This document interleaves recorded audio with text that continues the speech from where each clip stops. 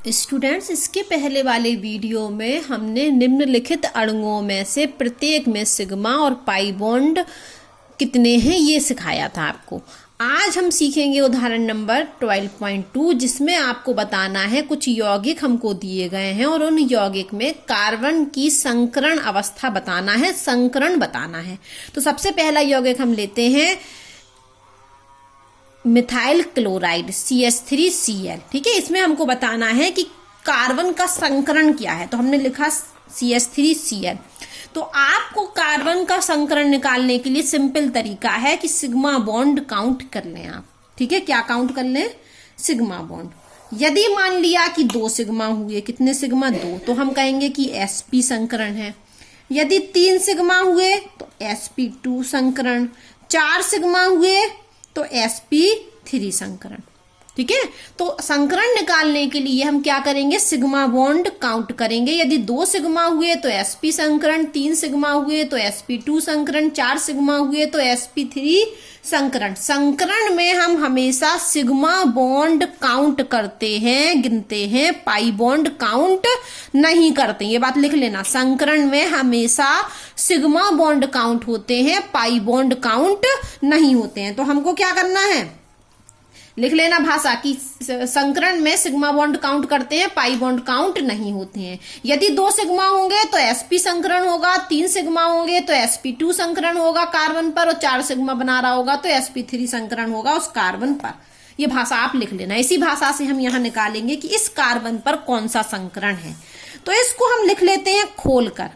खोलकर मतलब यहां ये कार्बन है और ये कार्बन यहां 3 हाइड्रोजन से जुड़ा है। तो 1 हाइड्रोजन, 2 हाइड्रोजन, 3 हाइड्रोजन और ये Cl से।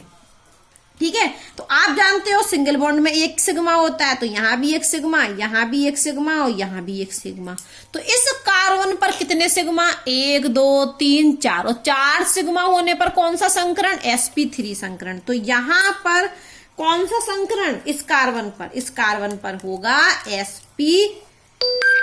इस कार्बन पर कितने सिग्मा है? 4 सिग्मा है, और 4 सिग्मा होने के कारण sp3 संकरण। इस कार्बन पर क्या होगा? sp3 संकरण। ठीक है, अब हम दूसरा एग्जाम्पल लेते हैं।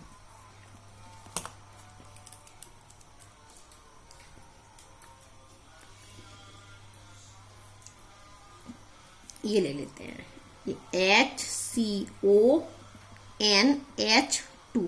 ठीक है, ये देखिए, अब इसको हम खोल के लिखते हैं। तो ये कार्बन है, कार्बन से ये जो एक जुड़ा है, ये जुड़ा है हाइड्रोजन, और कार्बन से डबल बॉन्ड से जुड़ा है O, तो हमने ये जोड़ दिया डबल बॉन्ड से। और कार्बन से ही एक सिंगल बॉन्ड से जुड़ा है नाइट्रोजन, और नाइट्रोजन किससे जुड़ा है? 2 हाइड्रोजन से। ठीक है, तो हमें किस पर संकरण कहाँ बताना है? ऊपर लिखा है कार्बन का संकरण देखना है, सिर्फ कार्बन का। तो हम कार्बन देखेंगे, कार्बन कितने बंध बना रहा है, नाइट्रोजन को नहीं देखना हमें। कार्बन का संकरण बताना है तो हम कार्बन पर देखेंगे, कार्बन कितने सिग्मा बॉन्ड बना रहा है। तो देखिए, ये सिंगल बॉन्ड 1 सिग्मा, यहाँ कार्बन 1 सिग्मा, और यहाँ देखिए डबल बॉन्ड बना रहा है तो 1 सिग्मा। तो इस कार्बन पर है 3 सिग्मा, इस कार्बन पर 1 2 3 सिग्मा, इस कार्बन पर है 3 सिग्मा। कितने सिग्मा? 3 सिग्मा, और 3 सिग्मा की वजह से इस कार्बन पर है sp2 संकरण। ये कार्बन पर 1 2 3 4 सिग्मा थे, इसलिए sp3 संकरण। इस कार्बन को जब हमने खोल के लिखा इस यौगिक के अणुसूत्र को तो 1 2 3 सिग्मा दिख रहे हैं, 3 सिग्मा होने पर sp2 संकरण। इसी तरीके से आपको और करना है। चलो हम एक और कर देते हैं। तीसरा कंपाउंड है एक CH3CH डबल बॉन्ड CHCN, ये वाला।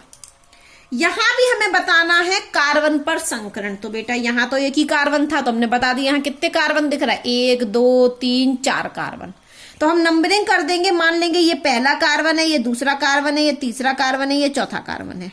ठीक है, तो नंबरिंग कर दें या वैसे भी कर सकते हैं। तो अब हम इसको खोल के लिखते हैं। तो ये हमने कार्बन को खोला तो 3 हाइड्रोजन जोड़ दिए, 1 हाइड्रोजन, 1 हाइड्रोजन, 1 हाइड्रोजन, तो 1 2 3 हाइड्रोजन जुड़ गए। कार्बन से 3 हाइड्रोजन जुड़ गए। अब कार्बन से हमने जोड़ दिया कार्बन, क्या जोड़ दिया? कार्बन। और इस कार्बन से क्या जोड़ा है? 1 हाइड्रोजन। और ये कार्बन डबल बॉन्ड से दूसरे कार्बन से जुड़ा है, ये दूसरे कार्बन से जोड़ दिया, और ये कार्बन जुड़ा है एक हाइड्रोजन से, और क्या है ये क्या जुड़ा है, फिर एक सिंगल बॉन्ड से जुड़ा है इस कार्बन से, और ये कार्बन जुड़ा है ट्रिपल बॉन्ड से नाइट्रोजन से।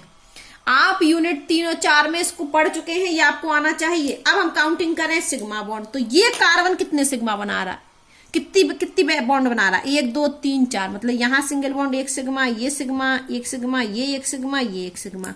तो ये जो पहला वाला कार्बन है हमारा, पहला वाला कार्बन वो 4 सिग्मा बना रहा है, 1 2 3 4, और 4 सिग्मा की वजह से इस कार्बन पर होगा, पहले कार्बन पर sp3 संकरण। दूसरे कार्बन पर यदि हम काउंट करें तो ये 1 सिग्मा, यहां 1 सिग्मा और यहां 1 सिग्मा, तो ये वाला कार्बन पे है 3 सिग्मा, इस कार्बन पर क्या है 3 सिग्मा, इसलिए इस कार्बन पर कौन सा संकरण, sp2 संकरण। अब हम इस कार्बन की बात करें, इस वाले की, इस कार्बन की, तो इस कार्बन पर देखिए आप, इस कार्बन पर क्या दिख रहा है हमें, यहां पर 1 सिग्मा और इस तरफ भी 1 सिग्मा और यहां भी 1 सिग्मा। पाई बॉन्ड हम काउंट नहीं करते, एक पाई बॉन्ड भी बना रहा है, ये पाई बॉन्ड भी बन रहा है, लेकिन पाई बॉन्ड हम संकरण में काउंट नहीं करते। तो ये कार्बन 1 2 3 सिग्मा, तो फिर से इस कार्बन पर होगा sp2 संकरण, 3 सिग्मा तो sp2 संकरण। अब हम देखें चौथे नंबर वाला कार्बन, ये तो ये यहां पर एक सिंगल बॉन्ड बना रहा 1 सिग्मा, और यहाँ ट्रिपल बॉन्ड बना रहा, तो इसमें 1 सिग्मा और 2 पाई होंगे, लेकिन पाई बॉन्ड तो काउंट नहीं होंगे। तो इस कार्बन पर कितने सिग्मा, 1 और 2 सिग्मा, इसलिए ये कार्बन पे है 2 सिग्मा, इसलिए sp संकरण।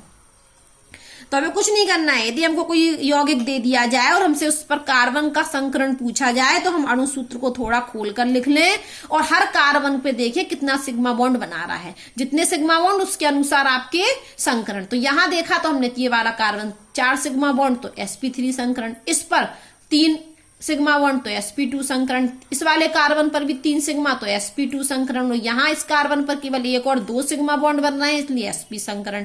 तो इस तरीके से हम क्या निकाल सकते हैं, संकरण निकाल सकते हैं। उदाहरण नंबर 12.3 पढ़ते हैं हम। ये नहीं, इसमें भी उन्होंने क्या पूछा कि संकरण बताइए, संकरण की अवस्था बताइए और आकृति भी बताइए। तो आप संकरण में आकृति पढ़ चुके हो ना, कि यदि किसी यौगिक में sp संकरण होता है तो उसकी आकृति रेखीय होती है, लीनियर होती है, एक टेबल थी आपकी। और यदि sp2 संकरण होगा तो आपकी ट्राइगोनल होती है, sp3 संकरण में चतुष्फलकीय होती है। तो ये भी आपको मैं टेबल अभी दिखा देती हूं, लेकिन उसके पहले हम इसको निकालते हैं यहां संकरण। तो पहला संकरण निकालना है कौन से यौगिक में, CH2 डबल बॉन्ड O, ये कंपाउंड उन्होंने हमको दिया और हमसे पूछा कि संकरण की अवस्था भी बताइए और आकृति भी बताइए। तो हम फिर से खोल लेते हैं इसको, ये कार्बन, ये डबल बॉन्ड और ये 2 हाइड्रोजन। सिग्मा बॉन्ड काउंट कर लेते हैं हम, सिग्मा बॉन्ड काउंट होंगे तो यहाँ 1 सिग्मा, यहाँ 1 सिग्मा और यहाँ 1 सिग्मा और 1 पाई, तो पाई तो काउंट नहीं करना है। तो इस कार्बन पर कितने सिग्मा, 1 2 3, तो जैसे ही 1 2 3 सिग्मा आए तो मतलब sp2 संकरण, और sp2 संकरण होने पर आकृति होती है त्रिकोणीय समतल, इसलिए इस यौगिक की आकृति होगी त्रिकोणीय समतल। अब हम ले लेते हैं दूसरा एग्जाम्पल, कौन सा एग्जाम्पल ले लेते हैं, दूसरा नहीं हम तीसरा ले लेते हैं, दूसरा आप होमवर्क में करना, CH ट्रिपल बॉन्ड N। तो यहां हम खोलते हैं इसको, ये तो खुला सा है, इसमें ज्यादा खोलना नहीं है, केवल हमें ये हाइड्रोजन ऐसे जोड़ देना है, ये ट्रिपल बॉन्ड नाइट्रोजन। अब हम सिग्मा बॉन्ड काउंट करें तो 1 सिग्मा 2 पाई, ट्रिपल बॉन्ड में 1 सिग्मा 2 पाई होते हैं। तो इस कार्बन पर कितने सिग्मा बना रहा है, 1 और 2 सिग्मा की वजह से इस कार्बन का संकरण होगा sp संकरण, और आकृति क्या होगी, रेखीय, आकृति क्या होगी, रेखीय। लेकिन आप ये बात जानते हो कि लोन पेयर उपस्थित होने पर आकृति क्या हो जाती है, डिस्टर्ब हो जाती है। तो ये जो आपका एक लेसन था संकरण वाले में पढ़ाया गया था।